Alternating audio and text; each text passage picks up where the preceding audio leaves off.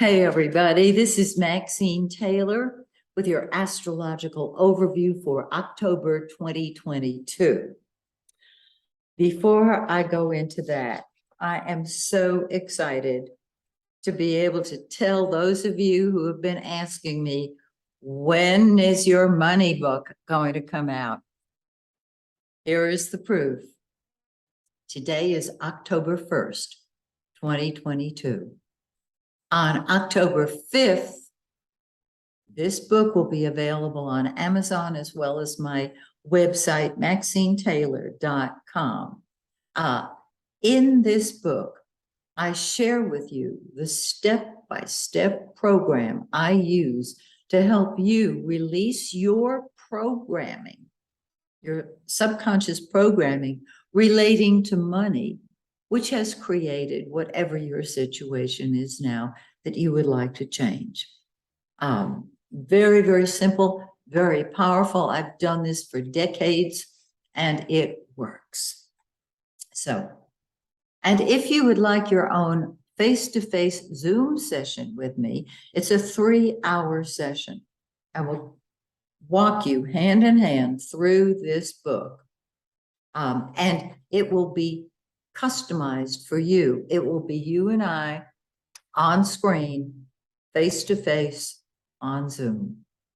Many people have told me how life transforming this particular technique is, and I'd love to share it with you. Just go to my website, MaxineTaylor.com. Oh, can you tell I'm so excited? And I'm so glad. I want to thank those of you who have been asking me for months.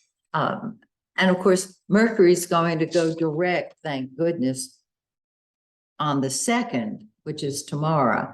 So things should start moving forward for all of us nicely.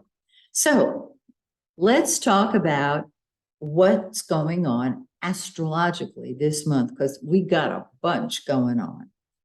First of all, the sun is in lovely Libra. Libra says the right thing at the right time to the right person. They are charming. They are delightful. On the 23rd, the sun, which is the center of our life, moves into Scorpio. And Scorpio says, enough with being sweet. Let's get to the bottom of what's really happening. And so the entire world, some of you who are out there, well, if you're an empath, you feel this all the time.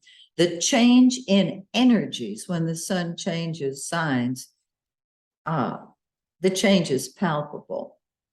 And some of you feel it no matter what's going on with no matter what planet. You are so in tune. I know you do. Okay, so from Libra to Scorpio, the psychic detective, the transformational sign in the zodiac, the all or nothing sign of Scorpio. Now, Mercury, as I said, is going direct on the 2nd, tomorrow. And I know some of y'all have been counting the days because this has been a doozy of a retrograde. It will move into the shadow of the retrograde, and it will stay there until the 16th. Now, when Mercury's in the shadow, it's not retrograde, but it feels like it is. And what I have found in my own life is this is the time when it's in the shadow, the final shadow, not the one prior to going retrograde, but the one after it goes direct. This particular shadow is the one in which I can tie up the loose ends of unfinished projects that I was unable to do when Mercury was retrograde. I think many of you can identify with that. So Mercury, of course, is in Virgo. Cross those T's, dot those I's, do it perfectly, Virgo, until the 10th. And then it moves into lovely Libra, where it joins the sun, and they're both being charming and delightful and open to negotiating. It's really nice when the sun and Mercury are in Libra. And then on the 29th, Mercury goes into Scorpio.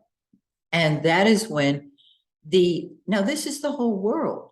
So our thinking gets deeper, more intense, getting down to secrets and finding out what's making things tick. Very, very powerful sign. I think Scorpio is the most powerful sign in the entire zodiac.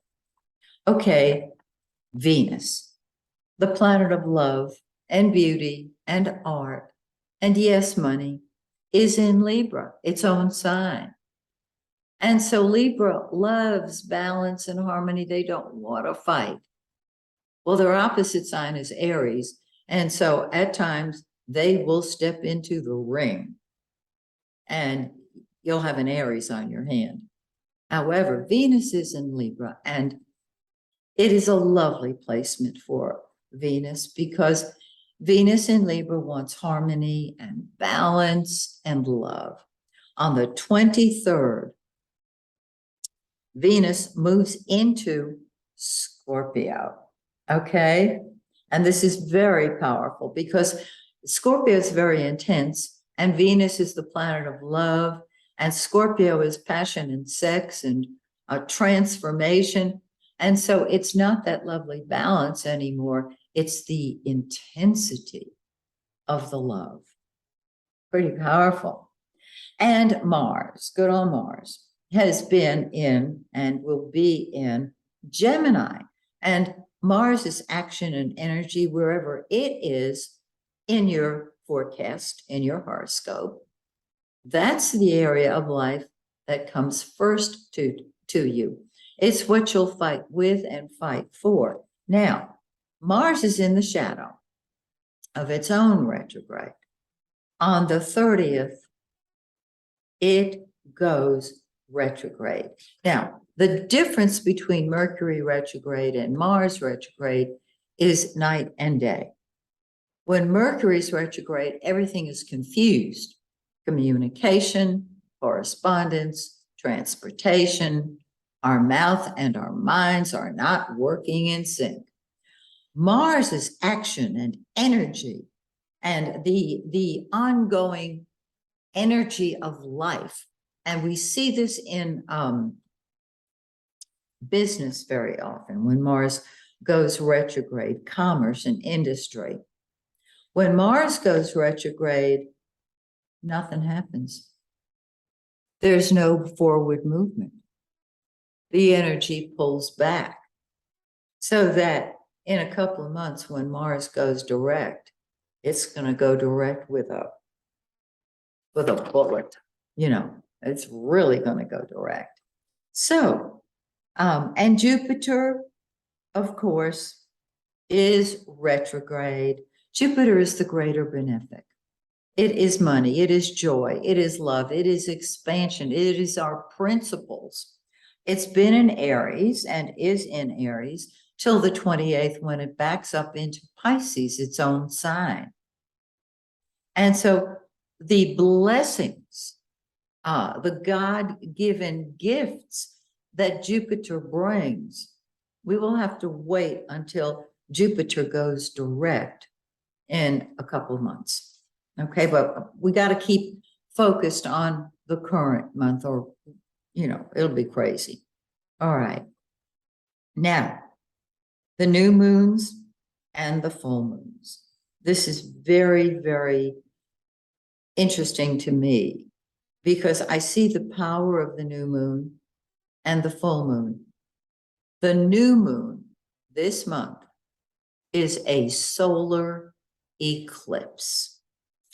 And we feel the effects of an eclipse approximately 2 weeks before it occurs and until the next pair of eclipses come along. However, if you have, but they are at their peak 3 to 4 months after they occur. However, if this eclipse is conjunct, meaning it's sitting right on top of your sun, your moon, or your ascendant, this then becomes a new life eclipse for you, which will last approximately a year to 2 years. And it's a major turning point in your life. It can be a major turning point in your life. And I'll get to that in just a second, but I wanted to give you the background. And if you play the videos that I'm going to record subsequent to this one, I will describe where this eclipse falls in your solar chart. Okay. All right. The full moon is October 9th. And that's on the full moon, things come to a head, don't they? We know that one. The full moon this month is in 16 degrees, 33 minutes of Aries. And so Aries says, I want what I want when I want it, and I want it now. I will tell you where this is in your solar chart. You might also want to look at your birth chart. Allow a 5-degree orb. The eclipse is in, the full moon is in, let's just call it 16 Aries. So this means that you allow a 5-degree orb on either side. So from 11 Aries to 21 Aries. This full moon, if it's sitting on a planet, it's powerful. Then the new moon, as I mentioned, is a solar eclipse. This is October 25th. The eclipse is in 2 degrees of Scorpio. Find 2 degrees of Scorpio in your birth chart. Allow a 5-degree orb either way, okay? So you've got 10 degrees basically to play with. Again, we feel the effects of an eclipse about a week or 2 before it occurs. It lasts until the next pair of eclipses come along. There'll be an eclipse, of course, next month in November, which I'll share with you. And so this eclipse, on the new moon, the energy starts moving forward. So this eclipse encourages new projects, movement forward. This is October 25th. So we are set because we know what's going on in our world, and you can see it being set up as we go forward. So have a wonderful month. Come back next month. We'll do it again. Check out your sun sign in my videos for each sign. And a lot of you ask, do I use my sun sign or my rising sign when I look at the videos? The answer is yes, you use both. If you don't know what your rising sign is, that's the ascendant. Okay? So, till next month, when we meet again, may the stars shine brightly on you and yours. Bye for now.